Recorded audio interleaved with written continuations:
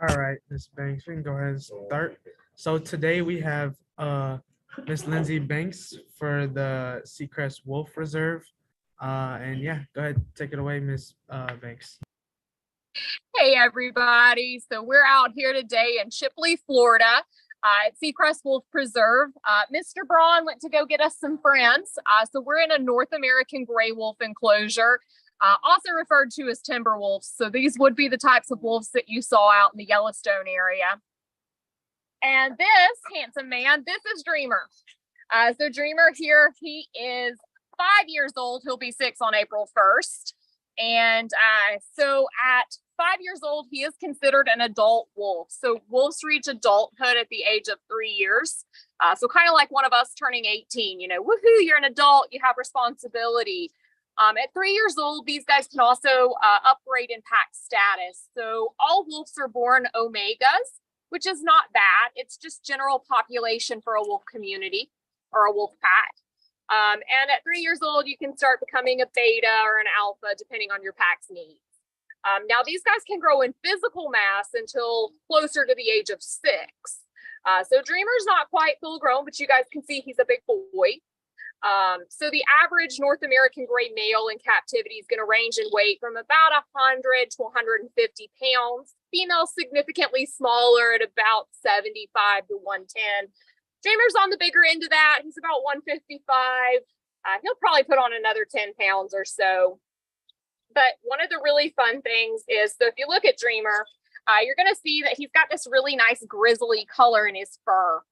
So this grizzled color is your more common color for coat color for the gray wolf. However, it can range from anywhere from pure white to solid black and shades of gray and brown in the middle. He's going to go for a little bit of a walk, so we'll kind of follow him, see if we can catch some more Dreamer time. Dreamer is obviously not the only wolf in this enclosure. We'll see if we can catch up with some of his other pack mates. And if you watch how Dreamer's walking, you're going to notice that he's got kind of a fun little gallop in his step. But if you look where the front paw is striking the ground, the bottom paw hits in the exact same spot. So the front to the back, and that's going to allow these guys to be very efficient at compacting snow for travel. And they can run at speeds of about 43 miles per hour to top out, but they're an endurance species. So they've been documented to maintain 30 plus miles per hour for over 20 miles, which is what's great about these guys, is they can, they are going to wear out their prey animals, because in the wild, they're mostly hunting elk, bison, those large hoofed ungulates. Let's see if we can go grab a wolf. Hey, Dreamer! Morning!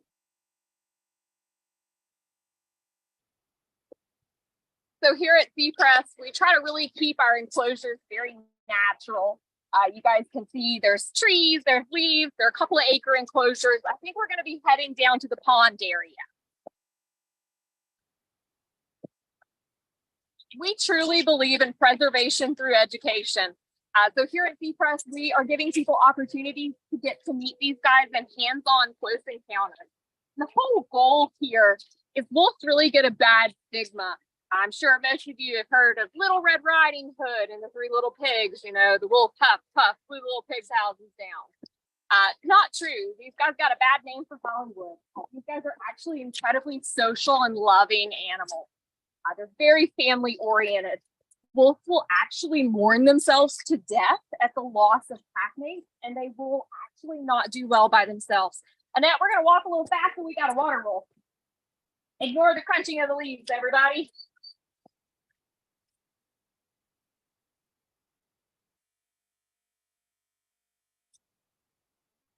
So in the pond, you guys can see we have Dreamer swimming, and Pawnee, the alpha male of this enclosure, just walked to the edge. Now, wolves are fantastic swimmers. These guys have been documented to swim over 8 miles without stopping. So they have webbed paws, kind of like duck feet. And as you can see, he's very adapted to move through that water. And this pond is stocked with fish as well. So these guys are able to fish at their leisure. Dreamer's not much of a fisherman. To be quite honest with you, I'm not sure he could catch a fish if his life depended on it. Dreamer's kind of a dork.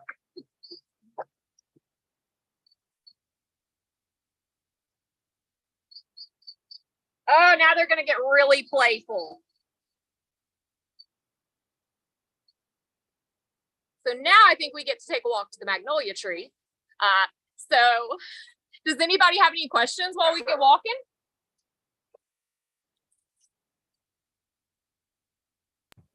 Hey, yeah, so we have two questions right now.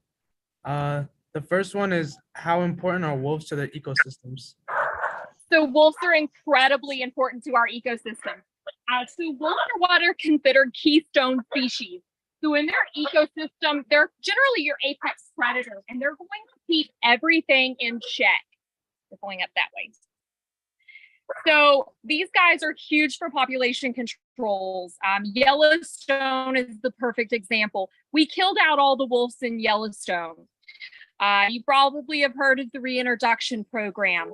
When the wolves were removed from Yellowstone, it crumbled into a desert situation. The hoofed animals were allowed to overpopulate to the point that they were able to trample out all the trees, all the grasses, which meant the birds and the bees left. We've also got a gentleman over here. His name is Taos. He's 14 years old. He's coming to say hi. So wolves are incredibly important to maintaining health of ecosystems. In Yellowstone, even the river was trampled over a mile out of its original course. Coyote populations grew to exasperated levels. So when the wolf was reintroduced to Yellowstone, everything came back to a general population and everything re-pictured itself. And now we have the beautiful Yellowstone we're used to seeing. So to answer your question, incredibly important to ecosystem. Okay, thank you. Our next question is, what made you devoted to wolves and what you do? So I heard what made me devoted to wolves. What was the second part? And to what you do. So I was the kid who grew up fascinated with wolves, like so many of us. I didn't want to be a princess. I wanted to be a wolf. So I went into vet medicine out of high school and learned a ton about canines and general medical care. And I never really thought I'd have the opportunity to do something like this. But in 2018, I came out here on a visit after learning about the place when I moved to Florida. And I just kind of never left. So it's all a funny series of events, but I love what I do. Wolves are incredibly important. They're misunderstood animals. We all need to work together to teach everybody that these guys aren't big bad wolves. So it's a long strung passion from when I was a little bitty girl to now. And Seacrest has an amazing mission of trying to educate the public and teach people about this amazing keystone species.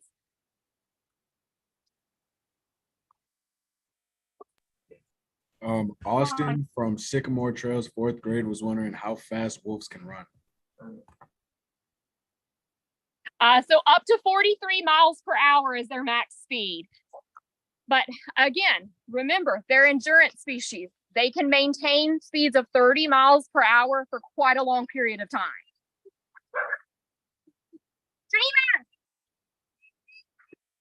So something else you'll learn about wolves, guys, they live to the beat of their own drum. We do what they want to do out here. So you cannot train a wolf. Wolves were never in the circuses for tons of reasons, but you can't train them.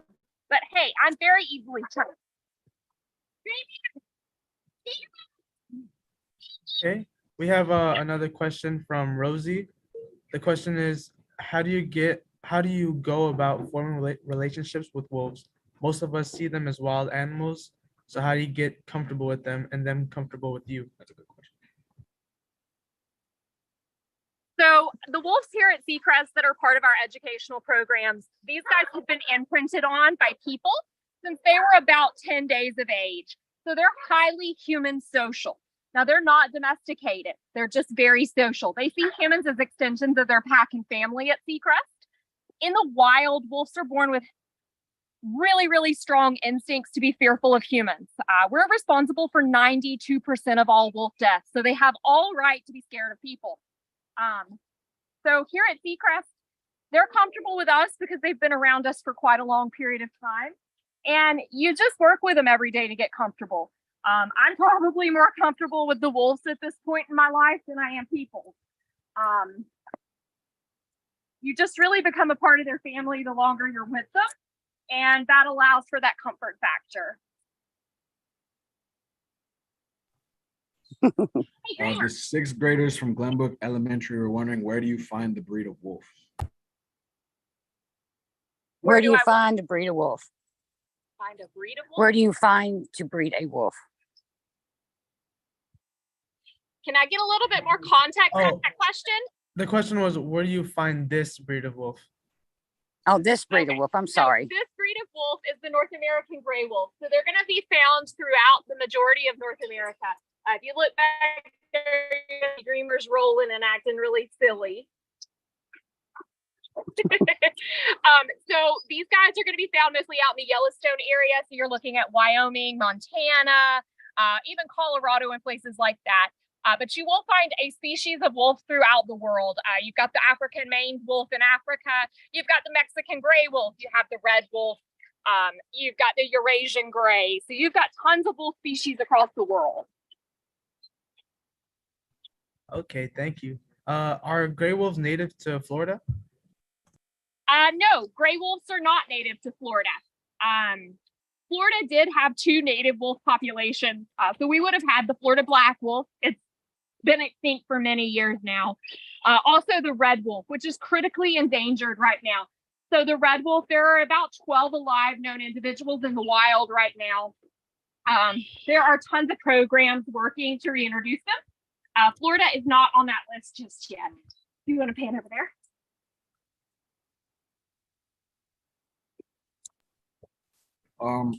Danny was wondering, what's the hard part about maintaining and helping the wolves? What was that, Annette? What's the hard part about helping and maintaining a wolf? So there's a lot of hard parts about working and maintaining with wolves. So these guys have some really incredible diets. So feeding is a really big challenge. Wolves are obviously carnivores, and they can eat up to 25 pounds of meat in a single sitting. So these guys eat a lot. We go through about 5,000 pounds of meat a week, but they are feast and famine, so they don't eat every day.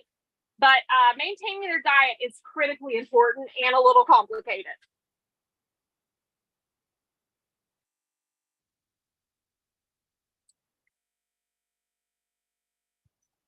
Okay, so the next question is, are wolves cannibals?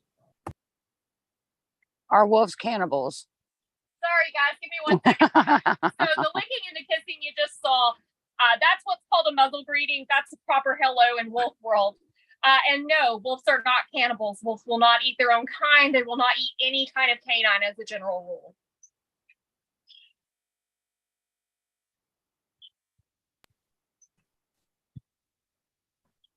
Oh, so how does the process go of reintroducing wolves to the areas that they come from? What is the process of putting the wolves like back in the wild, So reintroducing them? as far as reintroductions, there are many different ways they can go about. The reintroduction into Yellowstone was actually through trapping wolves in Canada to reintroduce it into the population. But the captive breeding programs right now for repopulation, generally they're breeding wolves and they're essentially raising them just like wild wolves. So they have no human interaction. They don't hear people. They don't get around people so that they can be fearful of people. Sorry, guys. They need to be in the wild. And with that being said, those programs are incredibly complicated, and they are working very diligently to make that happen.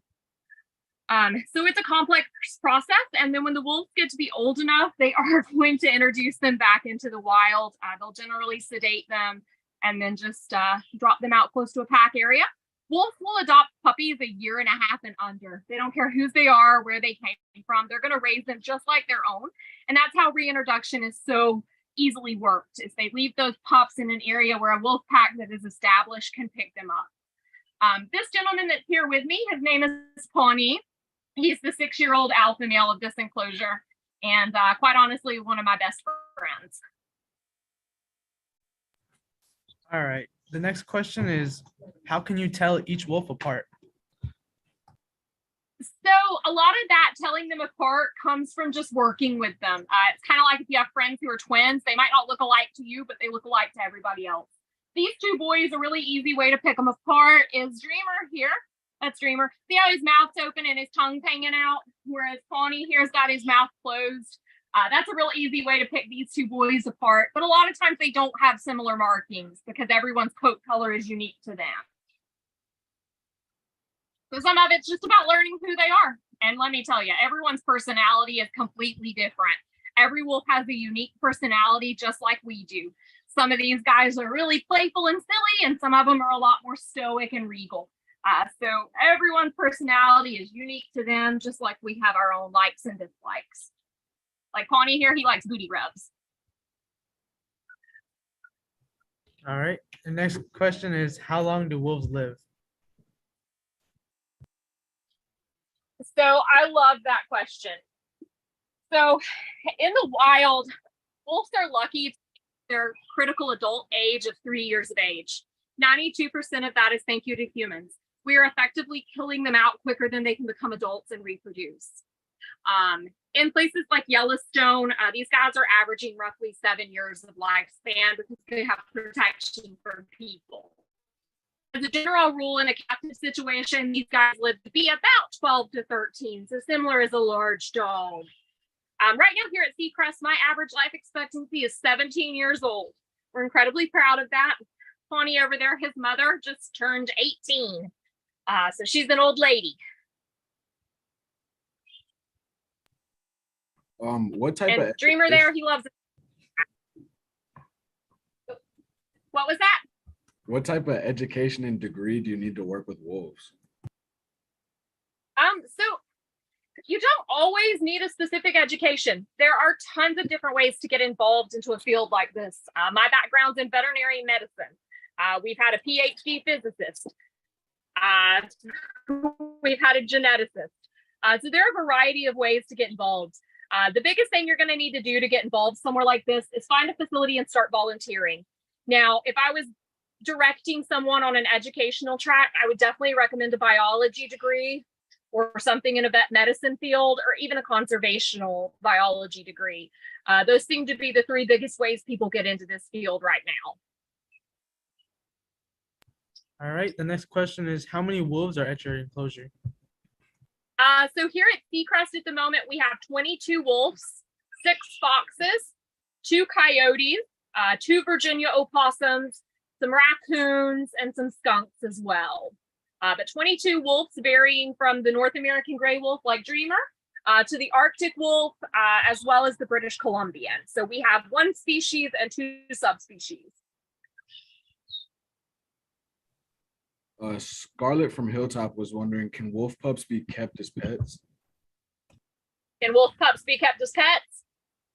No, wolves don't make good pets. So these guys rely on having a lot of space as well as a lot of pack dynamic and needs. But also most states have a lot of legal restrictions. They don't make good pets. They should not be kept as pets. You should definitely leave these guys to professionals who know how to deal with them. They're not meant to be pets. They're wild animals. All right. So the next question is from Genoa Elementary, 4th grade. And it is, are wolves half dogs? No, wolves are not half dogs. Wolves are in the canine family. So they are related to our dogs. Genetically, your smallest Chihuahua or your biggest Great Dane is only about 2% difference in DNA from that wolf right there. However, that's going to show you how much 2% really means in DNA terms.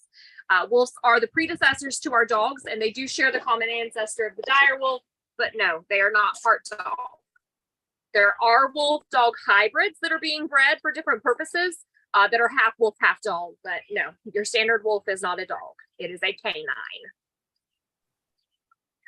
Genoa, 4th grade, was also wondering, what's the population of wolves in the world right now?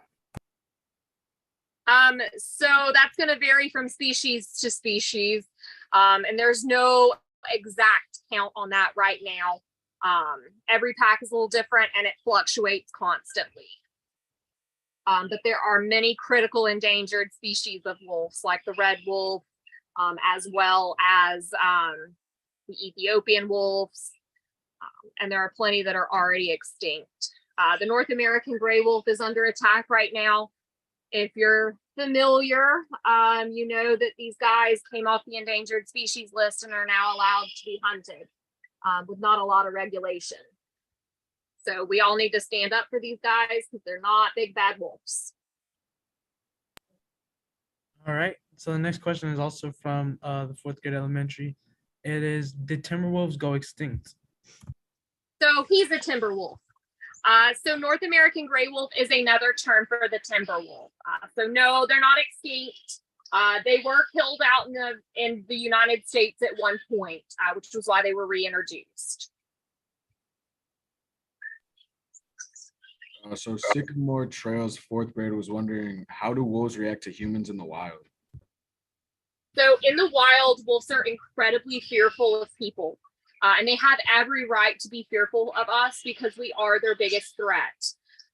So as a general rule in the wild, they will avoid people at all costs. They have no interest in interacting with us. These guys have phenomenal senses. It's been documented that they can see for about a mile away, smell for about 2 to 3 miles, pending the variances of the winds, and hear for over. They know they're long, but we know they're there, and they're going to do the best that they can to avoid us and not have conflict. Okay, the next question is, can you train a wolf to do tricks? From Hilltop fourth grade. No, you cannot. These guys are not able to be trained.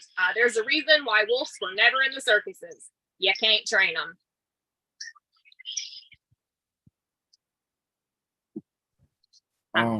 Fortnite Lover 10 was asking, do wolves bark or just howl? They will gladly look at you and tell you no thank you. All right, what was that question again?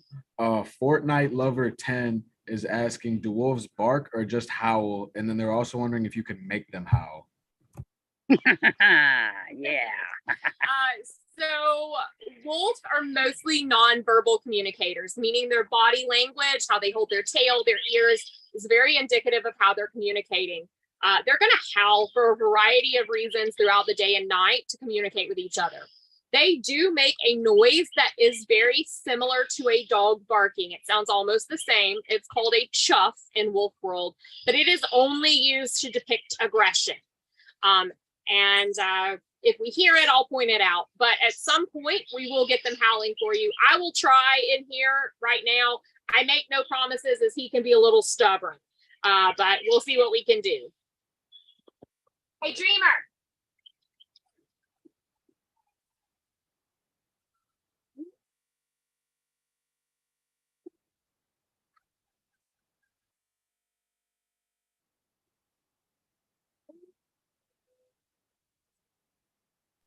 Oh, the mic's not picking up the howl. The mic's not picking up the howl.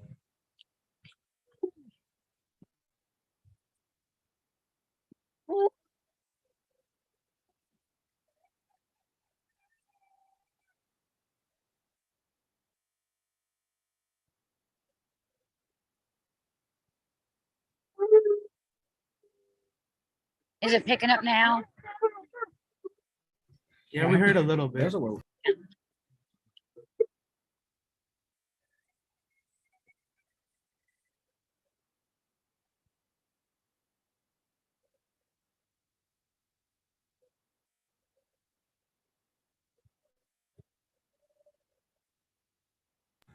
All right, we heard a little bit of that.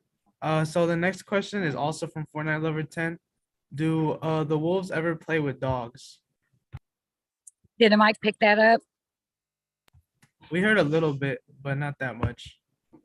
Okay. He said a little bit, but not that much. Hold on just a second.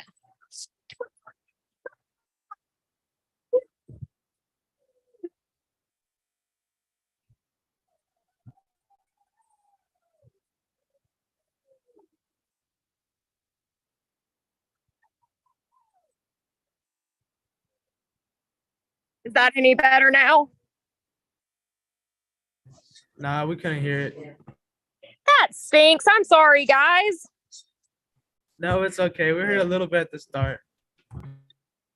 Well, I apologize. It's a beautiful sound. If anyone does want to hear them howling, since y'all can't hear them today, Seacrest has the Facebook page. There are tons of videos of howling on there. of all different wolves, from Arctics to Greys, British Columbians. So if you really need to hear that, you can definitely get on there and do that. It's a wonderful sound. I know why Mike didn't pick it up. Do like certain types of breeds of wolves not like each other? Like, will they attack each other? It has nothing to do with breed or species of wolf. So wolves are very pack devoted. So your pack is your family, and you are going to protect your family. Wolves will dispute over territory boundaries and the safety of their pack, but that's from gray wolf to gray wolf, Arctic to Arctic, Arctic to gray. Species does not play a factor in that. All right. The next question is, what do wolves eat? So in the wild, wolves are going to eat mostly prey that they hunt. That's going to consist of elk, bison, deer, things that are hoofed animals. Sometimes you'll see them do rabbits and different species of birds, but most of the time it's going to be those larger prey animals. Arctic wolves are going to hunt muskox as well as lemmings. And here at Seacrest, they're really, really, really spoiled. So like I said, wolves are feast and famine eaters. So sometimes in the wild, they'll go about 2 to 3 weeks without eating anything. And when they do, they'll gorge. They're going to eat a lot, about 25 pounds of meat in a sitting. So here at Seacrest, they like chicken, beef, pork, steak, venison, bison, duck, turkey, lamb, fish, lobster, scallops. They eat really well here. And they're kind of picky eaters, but don't tell them I said that.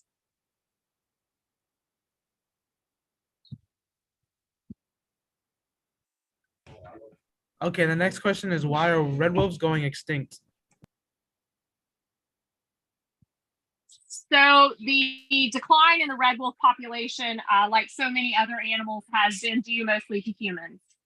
So humans, for some reason, want to hunt wolves, whether it's for trophy hunting or they're convinced that they kill cattle. So humans are responsible for 92% of this wolf death.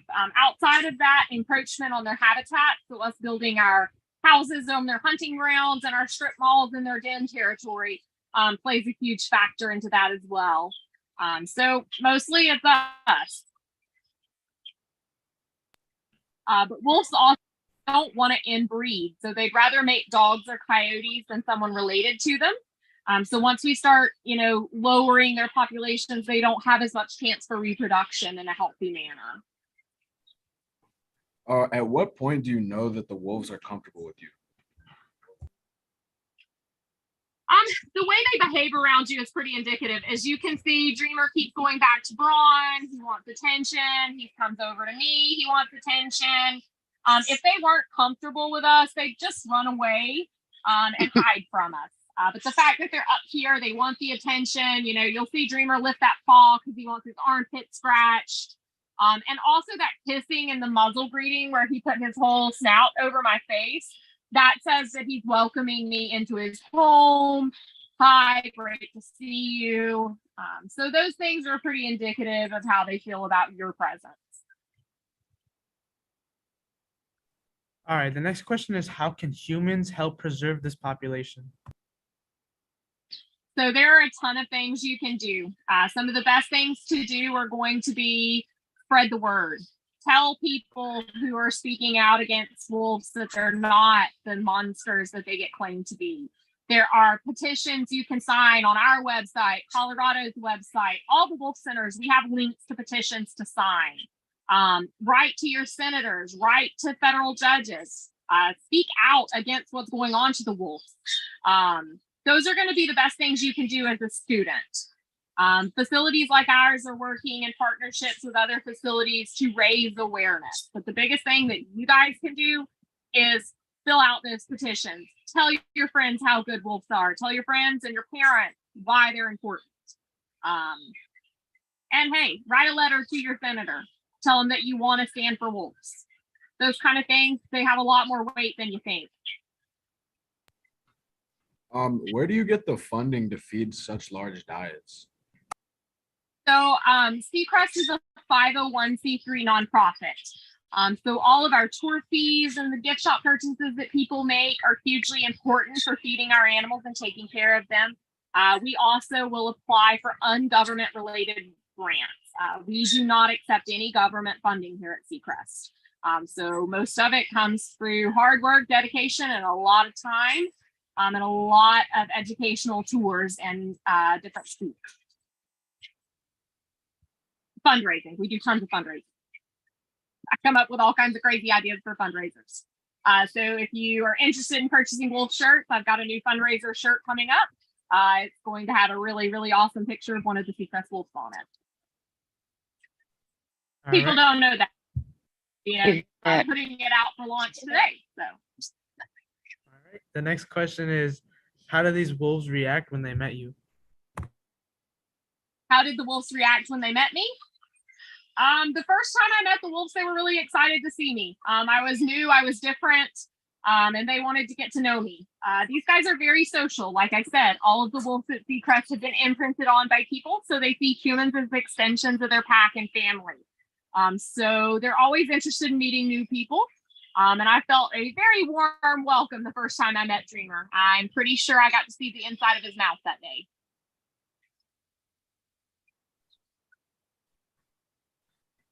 Do wolves have predators? Humans. So wolves are constituted as apex predators. So they're generally the top of the food chain in their ecosystem. They will occasionally have some disputes with like grizzly bears and polar bears. But for the most part, they're not a food source to any animal. Humans are their biggest predator. All right. Going off of what you just said, from Laurel Hill says, is it a challenge to have an apex predator with the other animals in your enclosure? So each of our animals here at Seacrest have their own enclosures. So we don't have any mingling of species. Now we do have some really brazen squirrels that like to get in our enclosures, and sometimes they lose the game of chicken. We also have a healthy buzzard population that likes to be natural cleanup crews, and they eat the leftover wolf food.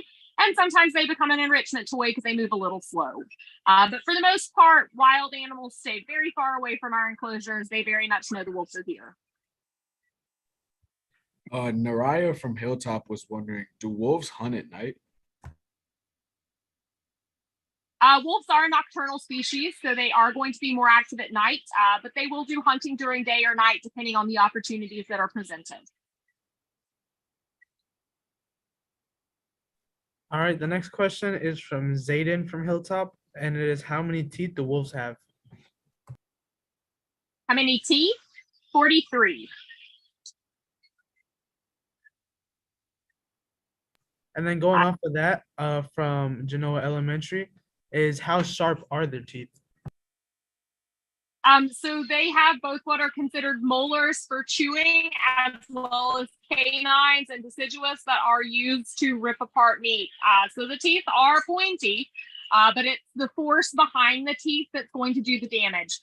So wolves have a bite force capability of 1200 psi. That will snap an elk femur in half. To put that in perspective, your average German Shepherd that's an attack dog for a police or military unit has a bite force of less than 650. So double that, basically. Our next question is, how do you feel about half-bred dogs or half wolves, and how could that reflect on the number of wolves in the ecosystem? So wolf dog hybrids are a growing issue in both the veterinarian and the conservation community. The issue with the wolf dog hybrid is people are breeding wolves with a German Shepherd or a Malamute or a Husky. And the problem is these animals are genetic lotteries. They may get personality traits of the domesticated dog, or they may get personality traits of the wolf. And then you have inexperienced people who want to be Jon Snow off of Game of Thrones trying to own a wolf. They are not meant to be pets. Wolf dog hybrids can be pets for the right individual, but Joe Blow off the street should not have a wolf or a wolf hybrid as a pet. They are not meant to be pets. As far as with the population, considering those animals are not technically a wolf, it really doesn't affect wolf populations. They don't get counted into the numbers of wolves in the world because they are a crossbred thing. Kind of like a liger. You don't count them for the population of a tiger. All right. The next question is from Elias from Glenbrook Elementary. It is, how big do gray wolves grow to be? So Dreamer's grandfather, at the time of his passing, Minkwa, was 7 foot from the tip of his nose to the tip of his tail and 183 pounds. On average, these guys are going to be a male about 150 pounds, a female about 75 up to 110. Of course, there are outliers on either end. We have Dreamer's sister, Ayasha. She's a very small lady. She's about 65 pounds. And then, like I said, Dreamer's grandfather was 183. So they can range. Lisa wants to know which continent has the most wolves. The species are the actual most number of wolves in total. The question was about the actual amount in total. I'm not gonna lie, I don't know the answer to that question off the top of my head. If she would like to send me her email information, I will be more than happy to get that answer for her and get back to her. What about wolves in different continents? As far as different continents right now, Europe has the most variety of species. All right. Thank you. The next question is from Hilltop, and it is, what do wolves like to do, from Halo? What do wolves like to do? So wolves are going to do a variety of things. So in their free time, wolves are going to love to play. So play is hugely important to learning new behaviors. So it keeps everyone's hunting skills sharp. It keeps their pack bond high. So there's going to be a lot of roughhousing and playing. They're going to sleep quite a bit when they have the opportunity to, especially during the day when it's a little warmer. They like to take nice little naps under this tree. But for the most part, they're going to do a lot of playing. They do enjoy swimming, as swimming is a good way to cool off. They have regulation glands in these paw pads that are going to help them to cool off when it's hot. So swimming is hugely important for them as well. But mostly play is going to be what they do for fun. Signs for future as, do wolves smell like a wet dog or more musky? So they actually don't have either one of those aromas. So wolves have a great natural oil in their coat that's going to keep them very dirt and dander resistant, which is going to help to keep odor down. It's also very water repellent. I really don't notice these guys having much of a smell at all, unless they do something like roll in a dead buzzard. And when they do that, they're trying to mask their scent and make them a better hunter. But I don't notice a wet dog smell or anything like that. Braun, do you notice any kind of funny smell? I was pretty good at masking it.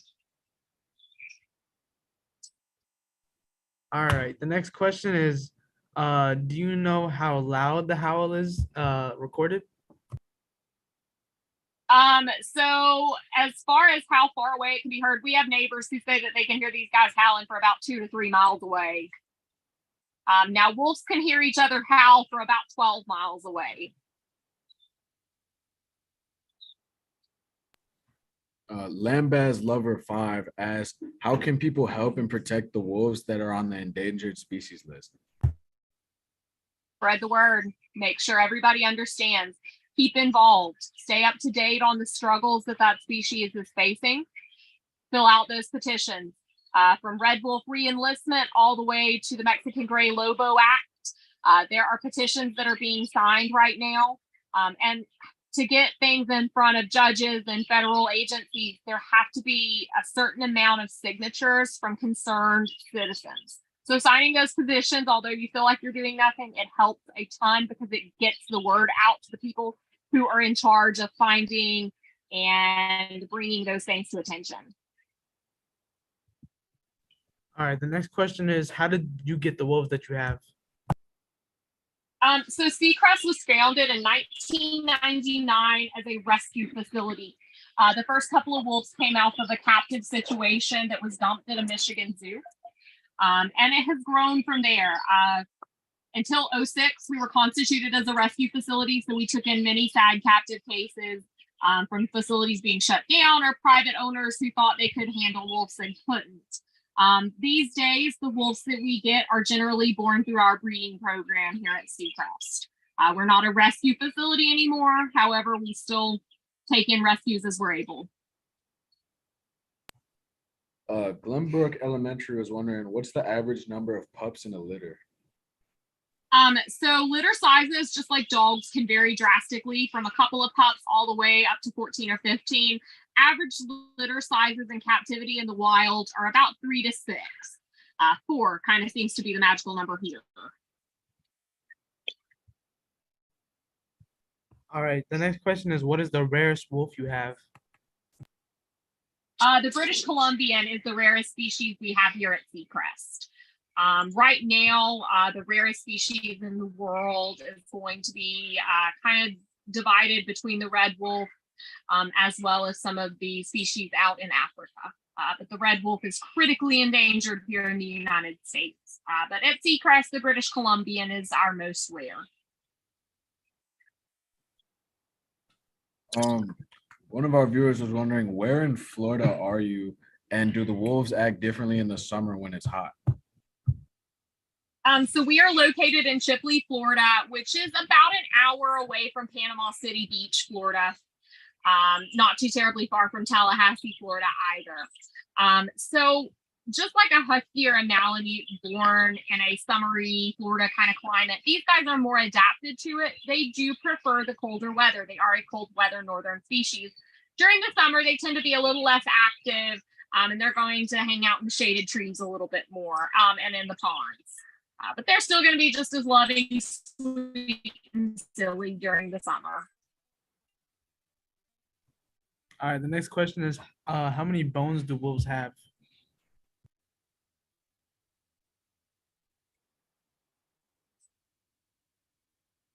You know, if you hadn't asked me that, I could have told you, but today I don't remember, to be quite honest. Again, send me the email. I'll be happy to answer that at a later time when my brain is properly working. What's funny is I got asked this on the tour yesterday and I popped it off like, not yesterday, on Monday, and I popped it off like that, but now I can't remember.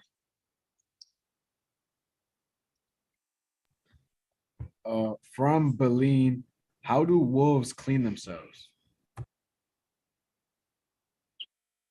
So that natural oil in the coat is going to help keep them very dirt and dander resistant. They're also going to swim in bodies of water to kind of cool off as well as wash off the dirt and the mud.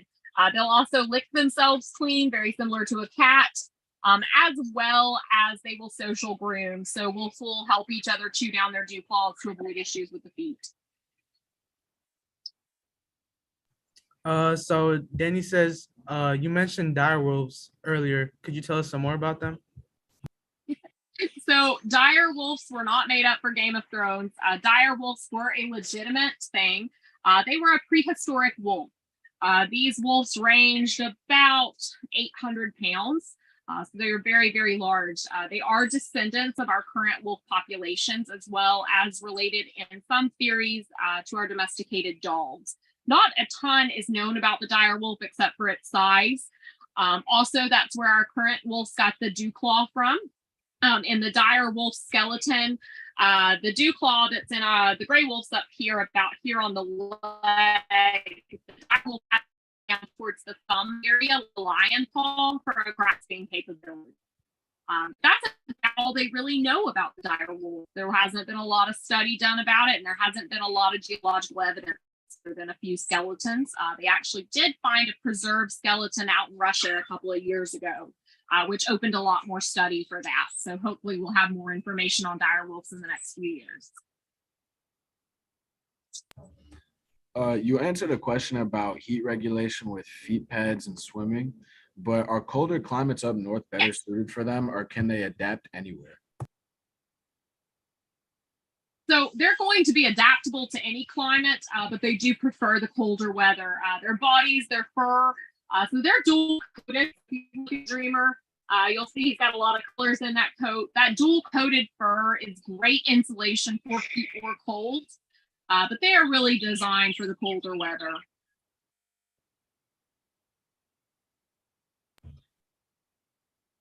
Tori was wondering, if you ever like cut their hair to regulate the heat if they get too hot?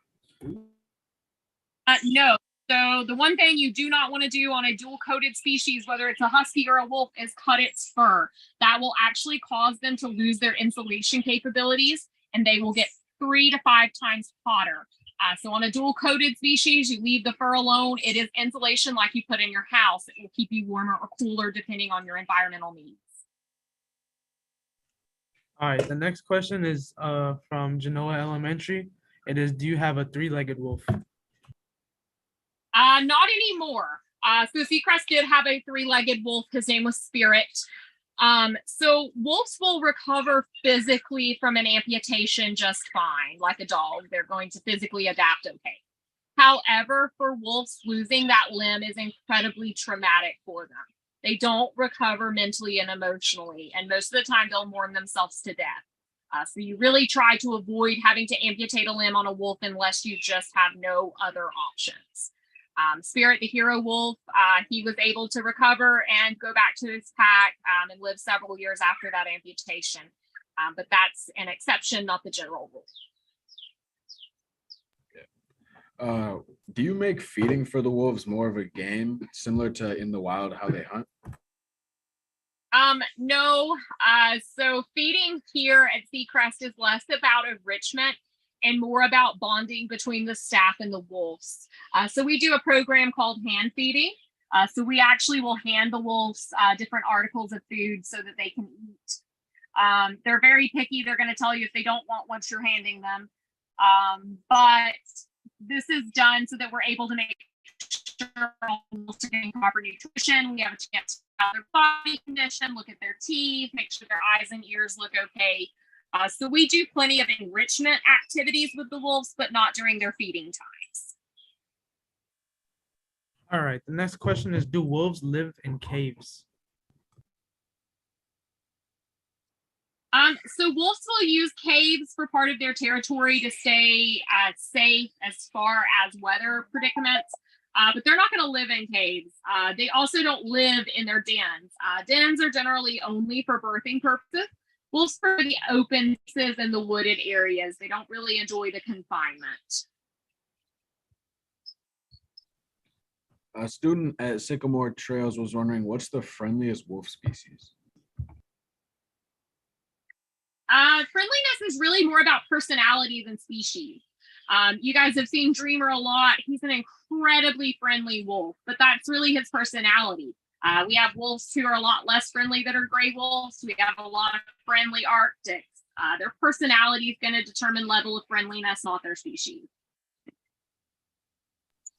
All right, the next question is, how long do wolves sleep in a day? That can really vary.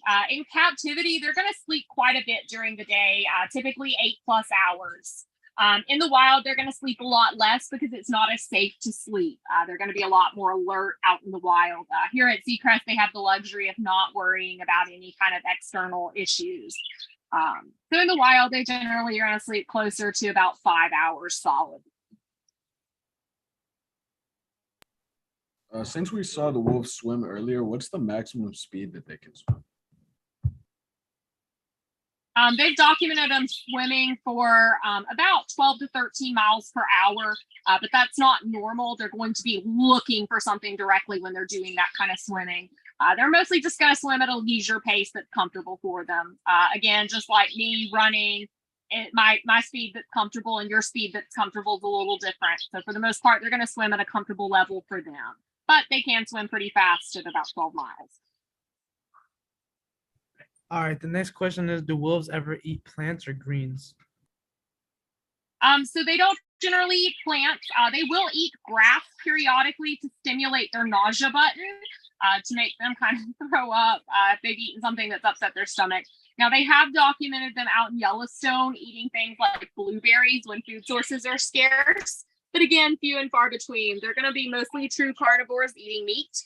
They do need the nutrients from grains and things like that, but their bodies don't have enzymes designed to break those down. So they're going to get most of those nutrients through the prey source that they eat. But again, they've seen them eat some strange things like blueberries. But again, you don't see it often.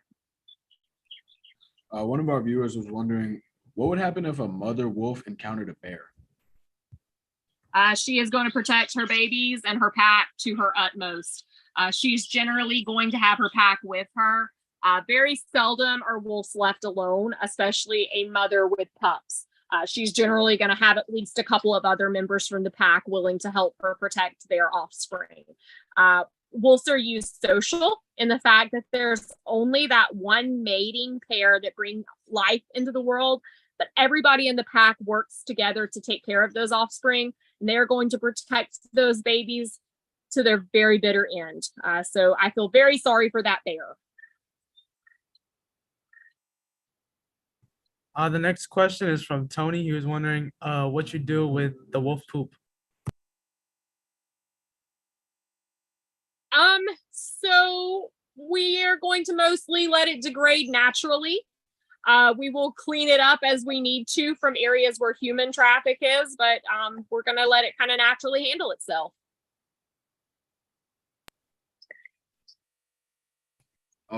Genoa Elementary's 4th grade was wondering if you could show us the Arctic wolf. So I can't take you into that enclosure today. We've got some maintenance going on down there. But again, if you want to see what they look like, we have plenty of pictures on our website as well as our Facebook page. Their enclosure's way down on the other side of property, and we're about 100-acre property. So it would take a little bit of a walk, and I've got some mowers going on down there. So sorry, guys. It's gray wolves today. All right, it's all good. The next question is going to be, have they ever tried to escape their enclosure? So we've got a couple of silly wolves like Dreamer who every so often like to pretend like they came in with people and try to walk out. But for the most part, they're not going to generally try to leave their enclosures. Their enclosure is their territory. So it's their home. They're very comfortable in it. Now, we have had issues in the past where we have had things like storms. So we're in a hurricane area come through that have damaged our fences, and we've had wolves get out. But wolves are going to stay close to their pack. And if the entire pack can't get out, they're going to stay pretty close to their family. Hilltop's 4th grade was wondering if a wolf has ever been aggressive towards you. No, I can't think of a really aggressive encounter. Now, occasionally, just like with your dogs, we have to do a medical procedure or something that they're not super thrilled about, and they can be a little grumpy about it, but I've never felt in danger or felt like they were going to hurt me. No. All right, so we were just wondering if you can have them howl again, but this time take out any like headphones to see if it'll pick up again. So we don't have any headphones in there. Oh, there's no headphones? Nope. Okay, there's no AirPods or nothing? Nope, I just am really, really loud, so we don't need that. Gotcha. All right. No, we will definitely try for another howl, see if you guys can hear them. No, I am the person that they take the mic away from me because I'm too loud. So no, we don't need the headphones. See, no AirPods. Let me see if I can't get close to him. Take your hand off the bottom too. Yeah, that's fine. Hold it like that. The mic's down at the bottom. All right.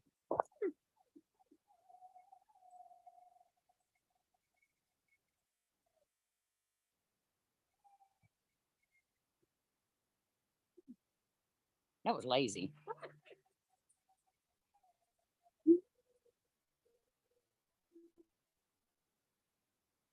Y'all hear it any better? Can you hear it any better? No, we're still not hearing anything.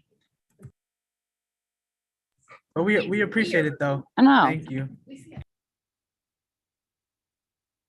That's weird. We didn't have that problem last year, so I'll see if there's some setting we can play with for next time. Got it. Thank you for trying though. We appreciate it. We saw him howling. Yeah, but the sound is what's so amazing. I'm trying to get his face, but he likes his tush.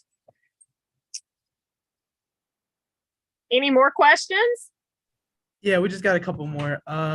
So we got another one from Hilltop. What is the strongest type of wolf?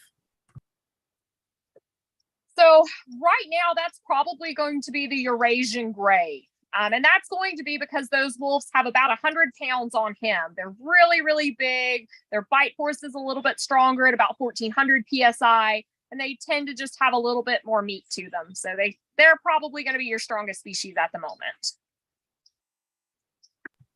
All right, the next question is from So Many Questions.